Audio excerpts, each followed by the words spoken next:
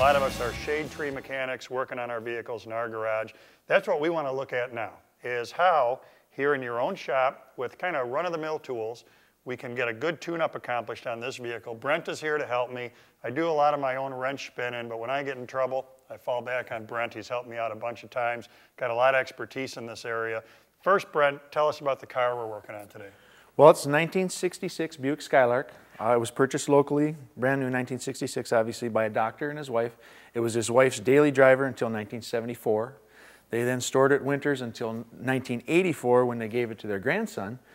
He had it in storage for a few years, worked on it a little bit, and then in 1997, I purchased it. So it's pretty amazing. You're third owner I'm of the this older vehicle. I'm the third That's owner, cool. and I bought it from the original owner's grandson. Now that is not a real big engine that's got in there, but it's original, right? It's the original motor. One of the interesting things with this car, in 1966 there were about 4,000 convertibles produced.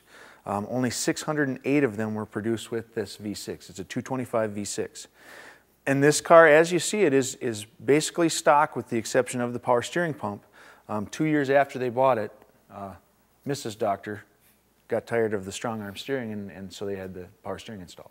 All right, and it didn't look like this. You've done some work on it already. Now this isn't show-ready vehicle, but I really can appreciate the work you did on the body of it, because you brought this thing a long way from kind of the rust bucket it was when you started. Well, it drove, you know, in Minnesota winters for 8 years. So as you can imagine, the quarter panels were gone. So we did replace the quarter panels, rebuilt the bottom of the doors, did quite a bit of body work to it, and then gave it a paint job.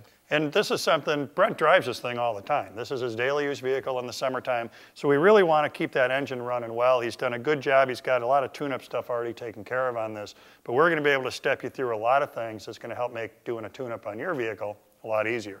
So a couple of preparation things. You worked hard on the body, so the drape on the quarter panel is a great idea. You don't want a belt buckle or something messing that up. Even an old blanket works good. And I know lighting, I feel like when I'm under a hood, I can never have enough light. The halogen lights back here are a great way to throw a bunch of light under the hood. I found this small light at a parts store. It's got a magnet on the back, LED lights on the front, so I can stick that on a fender, get it just where I want it, throws a good light on me, very, very detailed light for me. The other thing we want to do is make sure that you've got a manual for the vehicle. We're going to refer to that a bunch of times as we go through the tune-up on this. And I think with that, we're ready to get started, and a compression test is going to be first.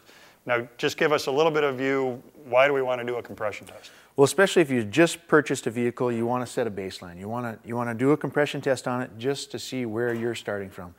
You could have a bad cylinder and not even know it. It could run well enough that you wouldn't realize that there was something wrong. All right, well, let's get set up for that, and we'll see what we've got for compression on this vehicle.